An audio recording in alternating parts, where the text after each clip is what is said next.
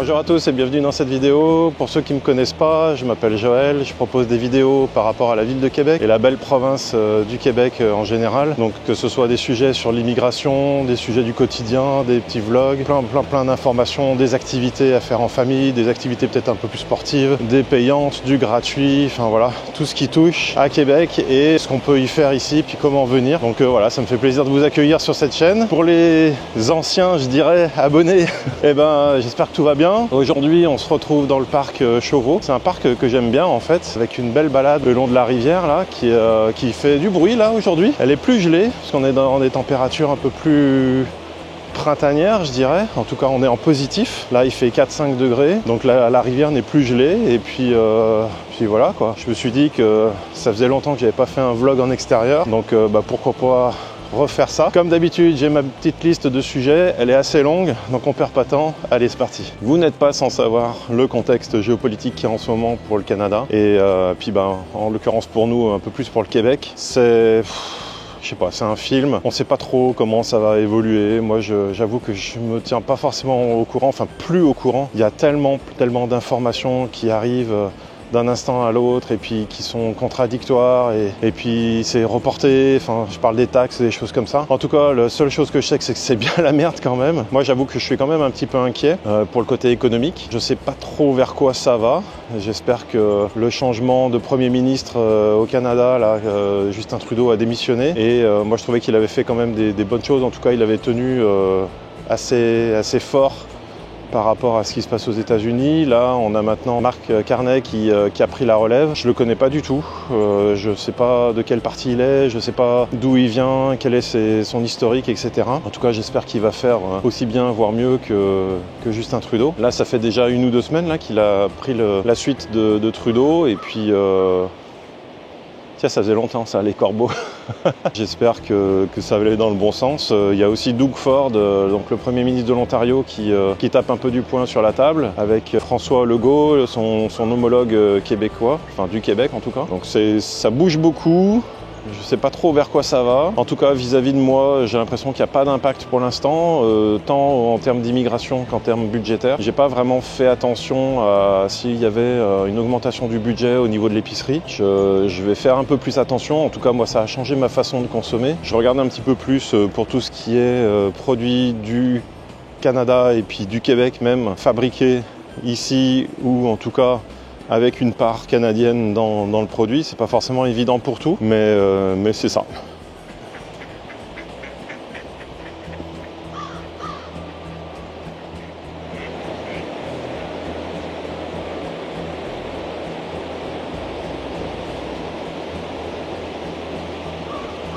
Bon, le parc Chauveau, c'est sympa, c'est joli, c'est beau. Mais là, il y a une petite montée là et je vais être essoufflé. Peu importe. En ce moment, là, on est en pleine période d'augmentation des loyers. Alors, comment ça se passe? En début d'année, il y a, je sais plus quel organisme, qui dit que par rapport à l'augmentation des taxes scolaires, des taxes municipales et puis plein d'autres critères, annonce un taux d'augmentation des loyers qui, en l'occurrence, cette année est de 5,9%, ce qui me paraît énorme. Et là, sur cette période-là dans laquelle on est, les locataires envoient des informations aux locataires pour leur dire, voilà, moi je vais augmenter le loyer de temps. Donc comme par hasard, ça fait 5,9% d'augmentation. Pour ma part, ça représente 95 $ d'augmentation par mois, ce qui me paraît énorme. Et le processus, en fait, c'est quand on reçoit la lettre signifiant la proposition, parce que c'est vraiment une proposition, c'est comme ça que ça s'appelle, d'augmentation du loyer, on peut contester. Donc c'est ce que j'ai fait. Grosso modo, en fait, il faut aller récupérer il y a un avion qui passe là, j'ai pas de chance. Je suis juste dans l'axe de l'aéroport de Québec, je vais le laisser passer.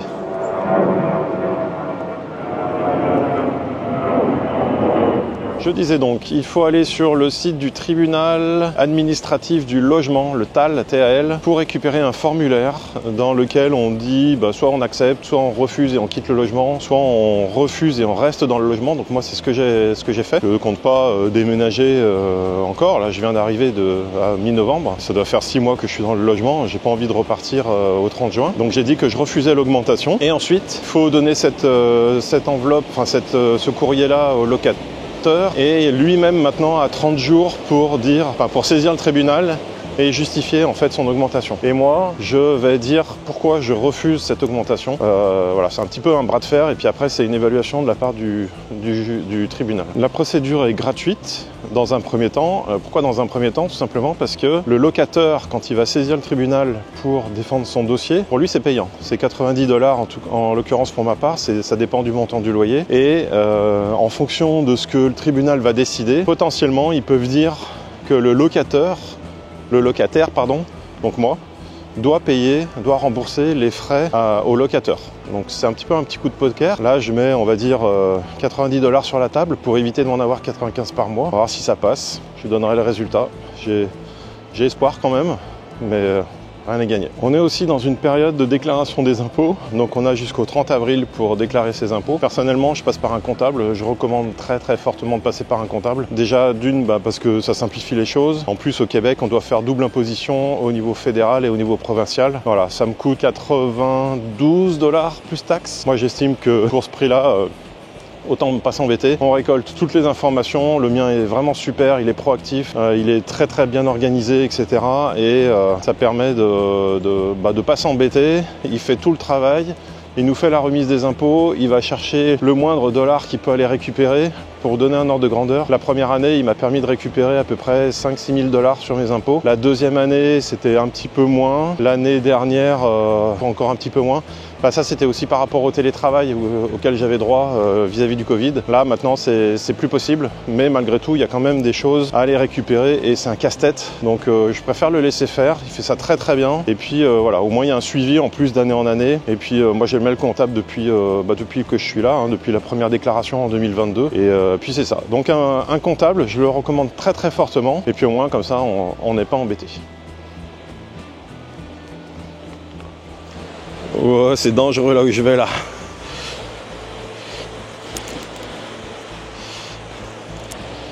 Mais c'est tellement beau, regardez ça. Regardez-moi ça. Une petite plage avec des petits blocs de glace. Il y en a épais quand même. Je sais pas si vous voyez bien, mais ça c'est l'épaisseur de la glace. Donc ça doit faire 2 pieds de haut. Ça, c'est l'épaisseur de la glace en temps normal sur cette rivière-là. Je suis juste impressionné. Et puis là-bas, il y a d'autres gros blocs. Là, je vais vous montrer. Alors, regarde ça, là.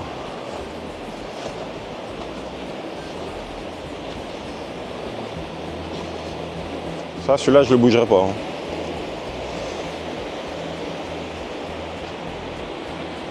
Sans transition, un autre sujet, ou plutôt une information. Les premiers dimanches du mois, les musées sont gratuits à Québec, ou peut-être même au Québec, je sais pas. Donc profitez-en. Moi je dis ça comme si j'en profitais tous les dimanches, mais en fait non, j'y suis jamais allé. Mais là, je vais commencer à y aller avec Juju, là. On va se faire 2-3 petits musées, ça va être sympa. Donc pareil, profitez-en également. Tous les premiers dimanches, les musées sont gratuits. Je passe du coq à l'âne.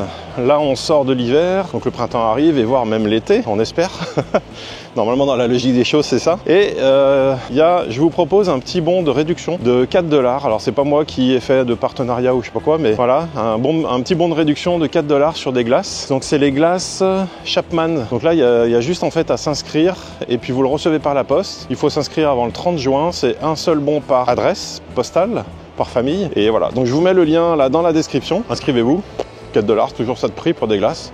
Ça fait plaisir. On change encore du tout au tout.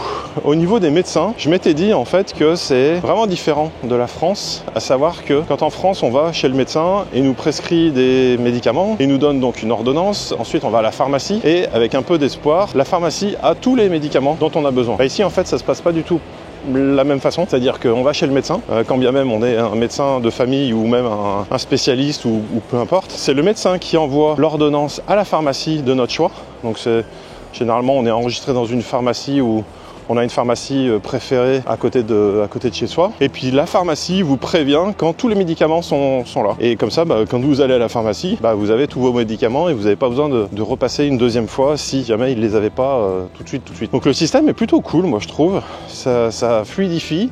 Ça évite de se trimballer avec une ordonnance que potentiellement on va perdre. Si jamais il y a des renouvellements de médicaments, ils sont au courant aussi. Ils savent dire que, je sais pas, vous avez un traitement de 2 fois 30 jours, au bout de 25 jours peut-être, ils vous envoient une notification, un message pour vous dire, voilà, la suite de votre traitement est disponible. Franchement, c'est top quoi. Enfin, un truc de bien sur le système de santé québécois. Bon là, je suis au milieu d'une grande place. et je pense que je vais faire demi-tour. En fait, je vais continuer un petit peu. Je ne sais pas si vous avez remarqué, pour ceux qui sont déjà au Québec et qui conduisent, quand vous avez suivi un bus de transport en commun, est-ce que vous avez fait gaffe à ce panneau là que je vous affiche là sur l'écran? Je me suis toujours posé la question, mais à quoi ça correspond? Je le comprenais pas. Le panneau arrêt, bah, bien évidemment je le comprends, mais l'autre panneau qui est à côté, j'arrivais pas à savoir à quoi ça correspondait. Bah en fait je l'ai pris en photo et j'ai fait une recherche avec Google Lens, enfin quoi, une recherche Google où on met la photo dedans, et j'ai pu en déduire que ce sont des véhicules qui s'arrêtent quand il y a des passages à niveau. Pas comme nous les voitures, on arrive au passage à niveau, pouf, on passe. Ben en fait eux, quand il y a le passage à niveau, ils s'arrêtent, ils marquent un stop et puis après ils continuent, ils passent tout simplement. Voilà, c'est une petite info que je voulais vous donner parce que moi ça m'a pris la tête pendant quelques mois. Voilà, si ça peut vous servir, bah c'est toujours ça de prix, quoi. Toujours dans la famille des bus, mais cette fois les bus scolaires. En fait, j'avais dû vous dire déjà que quand un bus scolaire s'arrête pour décharger ou charger des enfants, il affiche toutes ces lumières. Il y a des panneaux qui sortent du bus, des barrières devant pour pas que les enfants y traversent, etc. Enfin, en tout cas pour les protéger. Et quand le bus il fait ça, on a ordre en tant que voiture, en tant que véhicule roulant, de s'arrêter aussi bien en étant derrière le bus qu'en le croisant. C'est-à-dire que si vous voyez un bus arriver en face de vous qui fait ça, vous avez obligation de vous arrêter. C'est pénalisable d'une amende si jamais vous le faites pas. Et je suis assez content, j'ai réussi enfin à filmer un bus comme ça. C'est assez compliqué, mais en tout cas voilà, sachez que si vous croisez un bus qui allume toutes ses lumières, arrêtez-vous. La personne qui est derrière doit aussi s'arrêter, doit aussi respecter ce code de sécurité. Pas de discussion possible, c'est pour la sécurité de nos enfants. Une autre chose que par contre cette fois j'ai encore pas réussi à filmer, ou en tout cas la dernière fois que ça s'est passé, j'ai pas eu le réflexe de vouloir filmer, et pour cause, vous allez comprendre, quand on est à des intersections, vous remarquerez que sur les poteaux où il y a les lumières, en fait il y a un gyrophare blanc, et en fait ce gyrophare blanc il s'active quand il y a les services de secours qui arrivent à l'intersection pour signaler qu'il va y avoir police, ambulance ou pompiers ou je ne sais quoi qui va arriver, et donc potentiellement il va falloir leur laisser la priorité ou les laisser passer parce que voilà, ils sont dans une situation d'intervention. Voilà, donc faites attention, soyez pas surpris si jamais vous voyez ce gyrophare blanc clignoter, c'est ce que ça veut dire. Donc baissez éventuellement la musique pour savoir d'où ça arrive et laissez passer bien évidemment les véhicules d'intervention. Bon, cette fois je fais vraiment demi-tour, on va passer sur la petite passerelle.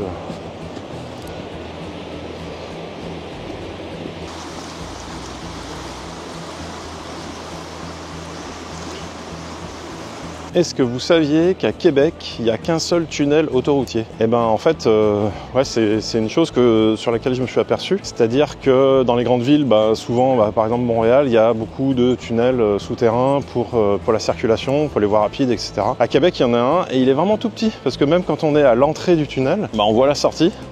Et il est sur l'autoroute, alors je pense que c'est l'autoroute Henri Bourassa, c'est celle qui part des Galeries de la Capitale et qui va jusqu'au boulevard Laurier. Et c'est vraiment juste avant de rentrer dans la ville, là où ça passe à 70 km/h même d'ailleurs. Et voilà, il n'y en a qu'un en fait à Québec, il est à cet endroit-là.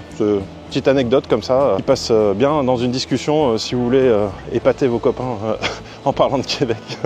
Et d'ailleurs, en parlant de tunnel, il y a un sujet là sur Québec là qui fait polémique, mais enfin si, on peut dire qu'il fait polémique. Là, c'est l'histoire du troisième lien entre la rive nord et la rive sud, donc entre Québec et Lévis. Actuellement, là, il y a deux ponts. Donc le pont Pierre-Laporte et le pont de Québec. C'est des ponts que je prenais assez souvent quand j'habitais rive sud, donc pour aller à Québec, rive nord en l'occurrence. Et là, il y avait des discussions pour qu'il y ait éventuellement un troisième pont, voire même un tunnel.